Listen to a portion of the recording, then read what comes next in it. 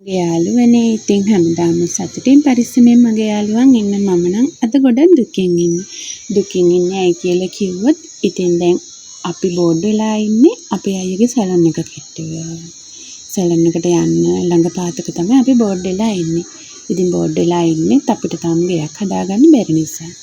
ඉතින් මගේ ගෙවල් ඇඹිලි පිටියේ දැන් ඉතින් අර දුප්පත් අයට ආධාර දෙනවා කියපු නිසා නංගි කෝල් කරලා කිව්වා ග්‍රාම සේවකයෙක්ගෙන් ඇවිල්ලා අහන්න මොනවා හරි උදව්වක් කරගන්න පුළුවන් වේද කියලා. අර අස්වැසිම දෙනවයි කියලාත් කියනවනේ. ඉතින් ඊට පස්සේ දැන් අපේ අයියා කරේ මමයි චෝටි බබයි කොළඹ බස් එකට නංගලා. ඉතින් දැන් මමයි චෝටි බබයි ගියා අපේ ගමේ ඇඹිලි පිටි. යන්න බැයිද හොඳටම වහිනවා. ඉතින් මේ මදුවට ගොරවනවා. මොකද අපි බස් එකෙන් බැහැලා යන්න ඕන කිලෝමීටර් 5ක් විතර පයි. අපි දැන් ඉතින් යනකොට හොඳටම ගොරවනවත් එක්කනේ දැන් ඉතින් හරිම බයයි මම පොඩි කාලේ ඉඳලම හරිම බයයි ගොරවනකොට. ඉස්සර ගොරවනකොට මම ඉතිපිසව ගාතාව කියලා ඉවර යක් නැහැ. ගොරවලි ඉවර වෙනකම් ඉතිපිසව ගාතාව කියලා. දැන් ඉතින් ඇත්තටම මට 30ක් වෙනවා. ඒත් මම ඇත්තටම පට්ට බයයි. දැන් ඉතින් චෝටි බබත් එක්ක ගියා ගෙදර තිමි දැන් ඉතින් ගිහිල්ලා ඉවර වෙලා ඊට පස්සේ මම ඉතින් දැන් ග්‍රාම සේවක හමු වෙන්න ගියා. මම ඊට පස්සේ කිව්වා මිස් අපිට ඉන්න ගෙයක් නැහැ. අපි කුලියට ඉන්නේ අයියගේ වැඩපෙළේ. ඉතින් ඒක නිසා මොකද්ද අපිට කරන්න පුළුවන් උදව්ව කියලා. ඊට පස්සේ මිස් එකපාරටම කිව්වා ඔයාලට ගියක් නැත්නම් අස්සෙස්මක් දෙන්න බෑ කිව්වා. හදලා දෙන්නත් බෑ කිව්වා. ඉතින් යාළුවනේ මට ගියක් තියනවා නම් මං ඉතින් ඇත්තටම අස්සෙස්මක් ඉල්ලන්නේ යන්නේ නෑනේ. මට ඉතින් මාර දුක හිතුණා. මං කිව්වා මිස් ඉතින් ගියක් නැහැ ඒකයි ඉතින් මං ආවේ කියලා. ඊට පස්සේ කිව්වා මැටි වලින් හරි ගියක් හදා ගන්න ඕනේ නැත්නම් එහෙම හදලා දෙන්නේ නෑ කියලා. මං ඉතින් ඊට පස්සේ ඉතින් කමක් නෑ මිස් මං ඉතින් ගයක් හැදුවම එන්නම් කියලා ආවා. වෙන ඉතින් මට කරන්න දෙයක් නෑ බනින්නත් බෑනේ ඉතින්. හදිස්සියකට උදව්වක් ඉතින් ගන්න ඕන නිසා මං ඉතින් සද්ද නැතුව ආවා. ඉතින් ඊට පස්සේ මං කල්පනා කරා දැන් ගෙදර ඉඳලා වැඩකුත් නෑ. ඊට පස්සේ ඉතින් චෝටි බබයි මම ඊයේ තමයිමත් ආවේ කොළඹ. ඉතින් එහෙම තමයි මට මේ ප්‍රශ්නේ වුණේ. ඉතින් මං කියන්නේ යාළුවේ දුප්පත් කෙනෙකුට අපේ ගමේ ඉන්නව ගොඩක් දුප්පත් අයට විතරක් නෙමෙයි ගොඩ සල්ලි තියන අයට යාන වාහන ඉඩම් කඩම් තියෙන හැම කෙනාටම අස්සෙසම හදලා දීලා තියෙනවා. අපි වගේ දුප්පත් කෙනෙක් ගියාම මාර විදියට අසරණ කරනවා. මට මාර දුකක් දැනුනේ. මට දැන් ඇඬුණත් එක්ක.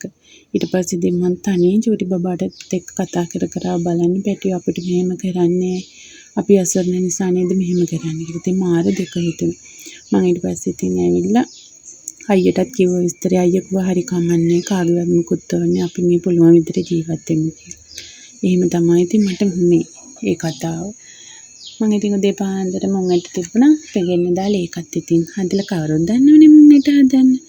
ඒක ඉතින් ලිපේ තියලා චෝටි බබාවත් එක්ක සෝදලා රෙදි ටිකකුත් ඉතින් හොදලා ඉක්මනට වැලෙන් දාගත්තා. අපේ බෝඩිමේ තියෙන පැත්තේ මාර විදියට වහිනවා. අනික චුට්ටක් වතුර මේ වැහැල වැඩි වුණ ගමන් මේ වතුර ගලනවා. වතුර ගලනවා කියන්නේ ගෙවල් තියෙනවා ගෙවල් යට වෙනවා. ඉතින් ඒ අතරේ බබත් සෝදලා ඔක්කොම ඉවර වෙලා මම ඉතින් දැන් මේ කලින්ම මම පොල් කිරි ටිකක් මිරිකගෙන තිබුණේ ලොල්ලුවට දාන්න. ඉතින් ඒකට දාගෙන අනික මං ආස මේ මුන්නට බෙරි කරලා කන්න. මං ආස නැහැ මේ ඇට පිටින් කන්න. ඒ මට පුරුදු වෙලා. අර චොප්පි වගේ වුණාම තමයි රස. මං ඉතින් ඒක දැන් මිටි කිරි ටික දාලා විනාඩි 10ක් විතර අඩු ගින්දරේ තැම්බෙන්න දෙනවා. මගේ යාළුවන් ඉතින් එක විදියට හදනවා. ඉතින් මං ඉතින් හදන්නේ මේ විදියට. මං ඊට පස්සේ කරේ සුදුලෝනෝ ටිකකුයි මේ අබ ටිකකුයි දාලා මේ තෙම්පරාදු කරලා මං හදාගත්ත මේ මුං ඇට ටික දාලා අයිත් තව විනාඩි 5ක් 10ක් විතර ඉතින් කවලම් කරලා ගත්තා.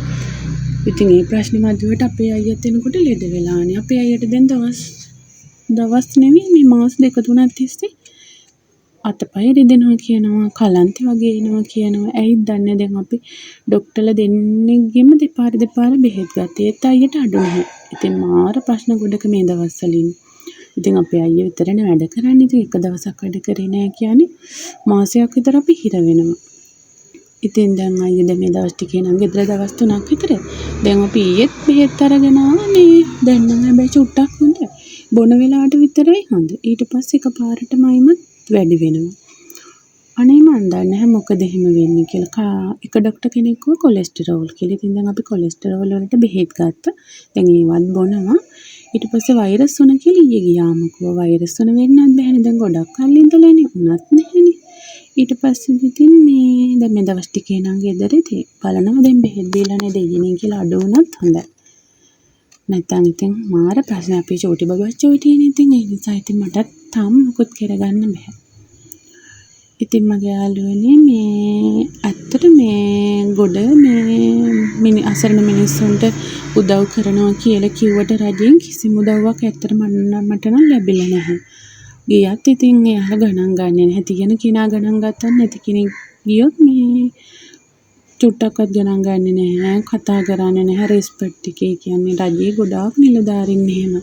ඉතින් මට මාර විදියට දුක හිතෙන මේ ඇයි එහෙම වෙන්නේ කියලා. දැන් අපේ මහගේ තිබුණාට ඉතින් තාත්තනේ ඉන්නේ නංගිලා ඉන්නවා. ඉතින් එහෙම ඉතින් ගෙවල් වල ඉන්න බෑනේ. ඉතින් දවස් දෙකක් ඉන්නකොට ඉතින් ප්‍රශ්නනේ. ඒක නිසා තමයි අපි ඉතින් මේ අයියගේ බෝඩෙම නතර වෙලා ඉන්නේ. ඉතින් මං කියන්නේ මේ දුප්පත් කෙනෙකුට ඇත්තටම රජයෙන් උදව් කරන්න ඕන. නැත්තම් ඉතින් හරි අසරණයිනේ. මේ එහෙම ඉතින් දැන් මං ආයෙත් හිතුවා කමක් නෑ. දැන් අපේ චූටි බබත් දැන් අවුරුදු 2කමාරක් වෙනවා. ඊට පස්සේ දැන් පෙරපාසල යන්න ඕනේ. එතකොට ඉතින් කොහොම හරි චූටි මේ කාමර දෙකක් විතර හදාගන්න. අපේ තාත්තා මට ඉන්න ඉඩමින් පොඩි කෑල්ලක් දෙන්නම්කෝ චූටි ගෙයක් හදාගන්න. මං ඉතින් කරන්නේ දැන් ඒකේ චූටි ගෙයක් හදාගන්නවා කොහොම හරි. කාමර දෙකක් හදාගත්තත් ඇති. මං තාසනෙන් ගොඩාක් ලොකුවට ඉතින් මට කරගන්නත් බැහැනේ. චූටි ගෙයක් හදාන් අපේ අයියයි චූටි බබයි එක්ක මට ඉන්න තිබුණත් ඉතින් ඇති සතුටුයි. දැන් ඉතින් අපි කෑම කන්නත් ඕන. ඇත්තටම දැන් හරිම බඩි කිනේ. දුක නිසා කෑම කන්නත් බැරි තරම් දුකයි මට. ඉතින් මගේ යාළුවනේ අය මන් දවසක මම ලස්සන වීඩියෝ එකක් අරගෙන එන්න. මගේ වීඩියෝ එක ලස්සනයි නම් ඉතින් මගේ channel එක සමග එකතු වෙන්න. මගේ යාළුවන්ට ඉතින් බුදු සරණයි. මම ගිහින් එන්න. ඔන්න ඉතින් දැන් මමයි චූටි බබයි කන්න තමයි හදන්නේ. අපේ චූටි බබා මේ මුං ඇට වර්ග කනවා. මම වැඩිපුර ඉතින් ඔය ඇට වර්ග එහෙම උයලා දෙනවා. ඒක නිසා. මාළුත් තිබුණා ඊයේ හදලා ඉතින් ඒ කිනොත් චුට්ටක් ඉතින් දාගෙන තමයි කන්නේ. ඉතින් මගේ යාළුවනේ බයි බයි මම චූටි බබයි මම කනවා. ඔන්න දැන් ඉතින් එකපාරටම වැස්සක් එනවා. දැන් ඉතින් මට වෙදු ටික ගන්නත් ඕනේ.